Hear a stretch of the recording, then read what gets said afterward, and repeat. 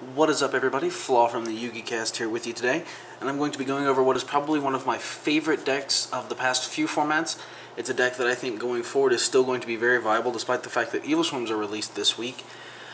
And it's also a pretty decent budget deck. I know that we've had, I think it was Suam, or Sam, I don't know how to pronounce his name. I know that he's been uploading some deck profiles this week of some of his favorite decks that he likes to play that are really budget. Things like, I know he uploaded Skull Servants and Chain Burn, rather.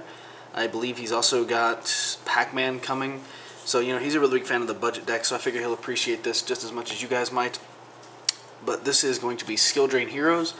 Everything in this deck is relatively cheap due to all the reprints and stuff. So, I hope you guys can enjoy this. I'm going to explain to you guys some of my card choices and kind of what makes this deck so good. One thing I will mention is this deck is based very heavily off of Joji Orlando's build that he took to the 1000th YCS, got 4th place, I believe it was. They actually didn't play for top 4, so 3rd/4th there. Largest YCS in the game's history, and it's a really consistent deck. He basically built this deck the night before, based purely on theory and how to make the deck as consistent as possible and as anti-meta as possible in a way. And so I'm going to go over kind of what makes this deck so powerful, so good, and kind of how you can play it to your advantage. And I hope you budget guys really like this. So without further ado, we're going to get into the deck. We're going to start with our monsters. It's a relatively low monster count like all hero builds. I'm playing the 1 Elemental hero Stratos. He searches for all my E heroes. Playing triple Neos Alias. Just staple stuff, you know, you have to play the Alias. I'm playing 1 Bubble Man. I would like for this to be a Crusader of Endymion so that I can have a 4th target for my Gemini Spark. However, I don't own a Crusader of Endymion. I thought I was getting one in the trade that I did where I got all of my secret aliases and some of my other stuff. However, the guy didn't send it, so I kind of got stuck. Playing Bubble Man, Bubble Man's actually not that bad. He's really nice in the water matchup. That's one of my worst matchups with this deck because he's a super poly target for Ab-Zero, which can really put the water deck in some awkward positions until they big eye it away, which at that point usually you want to flip your skill drain. But he makes Abyss Dweller, and that's huge because that kind of locks them out for a while you try to find answers. So yeah, really like the Bubble Man for right now, but if I can find a Crusader of Endymion, I would cut this guy for him in a second. Or for a second copy of this guy, Beast King Barbaros. I had 2 of this guy. I can't find my other copy. So I'm playing just 1, but I kind of like him at 1 right now. In the last couple times I've played the deck, I've only ever really needed 1. Under skill drain, he's a 3000 beater, and if you can protect him and keep the skill drain up, it's really hard for people to get over it. So yeah. Next up, I'm playing the 2 Thunder Kings. You know, Thunder King is at 2, and he's not as good this format as he was last. However, one of this deck's worst matchup are post Lord of the Attacking Galaxy Prophecy, so he kind of slows them down just a little bit. The deck runs enough traps that you can kind of deal with the ways that they get over him a little bit easier than most. He's just really good. He's also a target for, Battle Phase Super Polys with Neos Alias, and also for Miracle Fusion for the light monster that you need to make Shining. So he's not great, but he's not terrible. I really wish he were still at 3. And then the only non-budget part of my build is that I play 2 Card E. If you have 2 Card E, you might as well play them, is my mindset. This card really helps with consistency, which can kind of be one of Heroes' worst features, is that sometimes they just draw really funky. So sometimes you get this guy out and you start getting to your pieces faster. And I mean, I usually side at least 1 copy out game 2. He's not, the way I understand it, he's not affected by skill drain in the same way that Stardust isn't. He tributes himself as cost, which you can do under skill drain, and then he resolves off the field. So he's really nice under skill drain. You can still get the plus off of him. So that's my monsters. It's a relatively low monster count. It's 1, 2, 3, 4, 5, 6, 7, 8, 9, 10 monsters. Really low monster count. But you have enough ways to get things back from your grave and back from the banish zone. It doesn't really matter. So onto the spells. I'm playing the 3 Miracle Fusion, staple hero stuff. There's no reason not to play 3 Miracle Fusions. I'm playing 3 Gem Sparks. Without Crusader, I almost want to cut this to 2. But I'm not playing any MSTs. I do play heavy, but I don't play any MSTs in the main board. The idea behind this deck is very simple removal, just spot removal, just hit things, get them out of your way. Put big beaters on the board, and then use skill drain to lock your opponent down from doing stuff. So Yeah, with Endymion, this is a much better card because you have 4 targets for the 3 cards, but I still like it at 3. I don't think I would cut it to 2 right now since I'm not running MST in this deck. I side them. Next I have 2 E-Call, staple hero thing. 2 duality, again, consistency. That's the big thing with heroes. That's the thing that, if you ever watch Joe's deck profile, it's a 2-part video. It's like half an hour of him talking about the build that he made. It's consistency, consistency, consistency.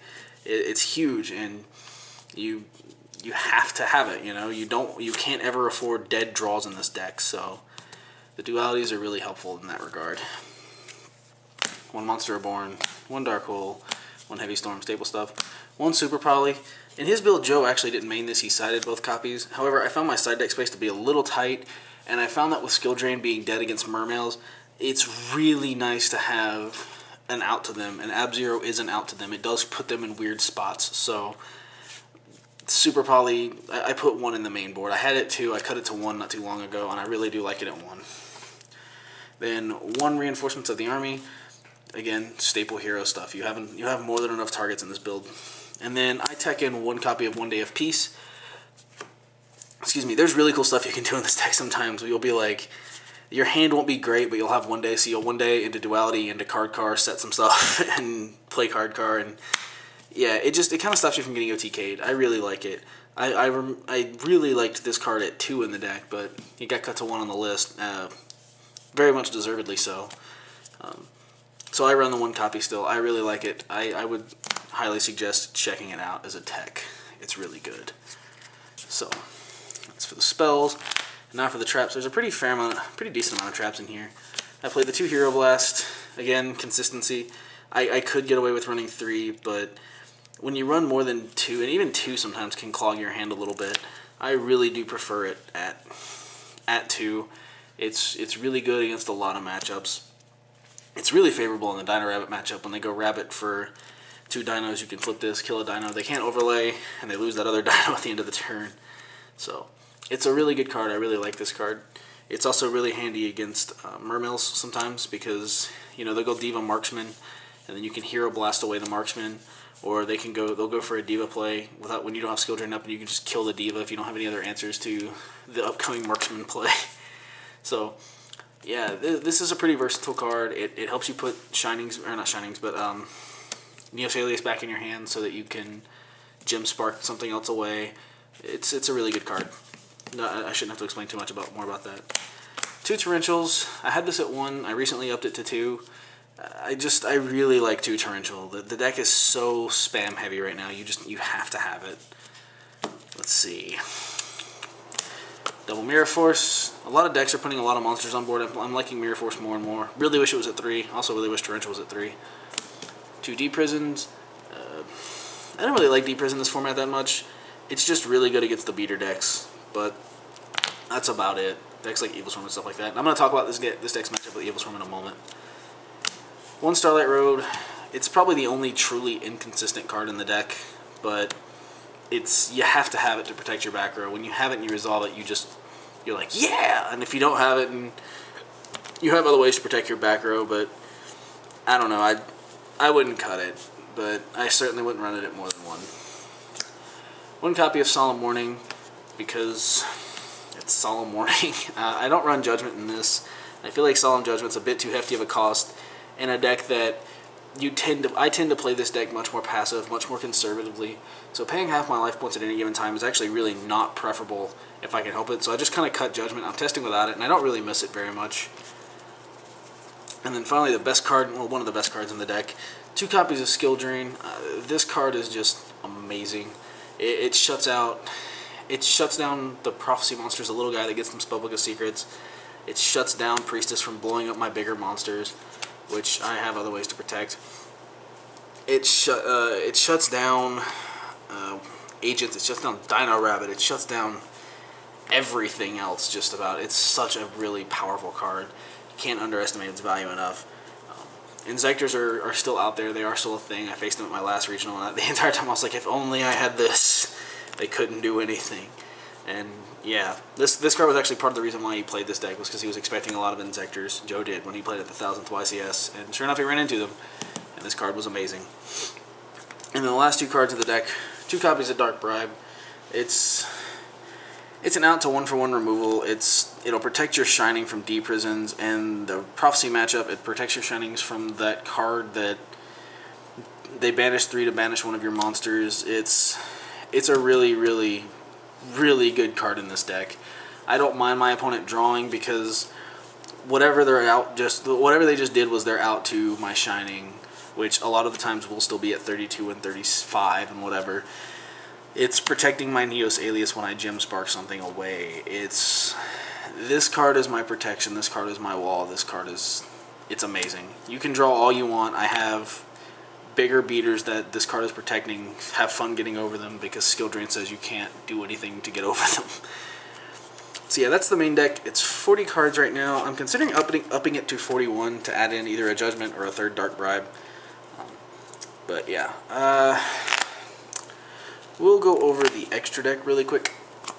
I run the 1 Stardust Dragon because I run Starlight. 1 number 50 Black Ship of Corn because this deck does have a bit of an issue with cards like Spirit Reaper and Marshmallow and things like that. You need a way to get over those. Zen Mains can also be a problem sometimes. 1 Maestroke the Symphony to Jin. He's just a staple rank 4. 1 Heroic Champion Excalibur. There's some mean plays that you can do in this deck where if you can get 2 heroes on board, you can make this guy detach to Miracle Fusion for a Shining and attack for a lot. You can steal games that way if someone's not prepared for it, which is really cool. 1 Cowboy because he steals games even when Skill Drain's not up, or whenever Skill Drain's not up. 1 Blade Armor. I don't have. I'm missing a couple of cards from my extra deck, namely Elemental Hero Squirtle and Elemental Hero Nova Master. So I'm just kind of filling those spots with Cowboy and Armor. But Blade Armor is really good. 1 Abyss Dweller, he kind of just knocks out the Mermail matchup. 1 E-Hero Gaia, 1 E-Hero Great Tornado, double Ab-Zero, just blowout card for the water matchup sometimes. Triple Shining because it's Shining. I mean, he's big. More often than not, he's coming into the field at the 32. And in the Evil Swarm matchup, he comes in at a 26, which Evil Swarms can't get over, which is awesome. And then, lastly, I run 1 Chimera Tech. I really like this card because even though I think with Evil Swarms coming out, the Telekarakuri deck and other variants of Karakuri are going to start slowly dying off, Hidden Arsenal 7 is also releasing the card Template Goldfish. I happen to own a couple of copies. I happen to know that it makes Gadgets a really fun deck and a really scary deck that can generate a lot of advantage very quickly with very little effort. So I'm still signing Cyber Dragons, and I decided to just throw this guy in my extra deck so I could free up space in my side deck. Really good card, blowout in that matchup. Alright, and lastly, something I don't normally think I like to do, I'm going to go over my side deck in its current form. I'm missing a 3rd copy of Skill Drain, so I'm supplementing it with 2 copies of Mind Crush. That's just kind of where those come from. Yeah, 2 copies of Mind Crush. I'd like for this to be 1 Mind Crush, 1 Skill Drain, for the times when I really need that 3rd Skill Drain, like against Fire Fists. If you ever want to see something funny, flip Skill Drain against Fire Fist and watch them cry. Triple Space, I went ahead and sided these. Sometimes these do come in against decks that, if I'm expecting a deck to bring in cards like Royal Decree against me, this card comes in because you have to have that out. There's just no way around it. Somebody flips a Royal Decree against this deck and I lose, so that's what this guy's for. The 2nd copy of Super Poly, I don't bring this in very often. It comes in the water matchup sometimes, but it's okay. I don't know. It's an inconsistent card. The fact that you have to minus your hand to go for it's a pain. Online, I actually have Nova Master in my extra deck, so it's really nice against the Dino Rabbit matchup because it's like Logia, Super Poly, lol. they can't do much about that. It's really, really good. I like it, but otherwise, it doesn't really come in very often. 1 Soul Taker. It's for Chaos Dragons, it's for the Mirror Match, it's for Dino Rabbit, it's for a lot of decks. I like it at 1. I found that when I side 2 of these, I always draw too many of them. 2 Snowman Eaters, Dino Rabbits, Evil Swarms. If I happen to play a mirror, you know. 2 Side Dragons for the Chimera Tech and the Machine matchups. 2 Maxi, because Maxi is awesome. And then 2 Banishers. I usually put these in against water. It just slows them down. That's all you can ever really hope to do in this deck is slow them down. So yeah, guys, that has been my hero deck. I hope you have enjoyed. Please let me know what you think. Be sure to like, comment, and subscribe to the video. I will see you guys next time. My next video, I should be talking about Medolce and cards that you should and should not run in them, how you should play them, all that kind of cool stuff. So I hope you guys look forward to that. Hope to see you guys in the next video. And yeah, have a great day. Bye.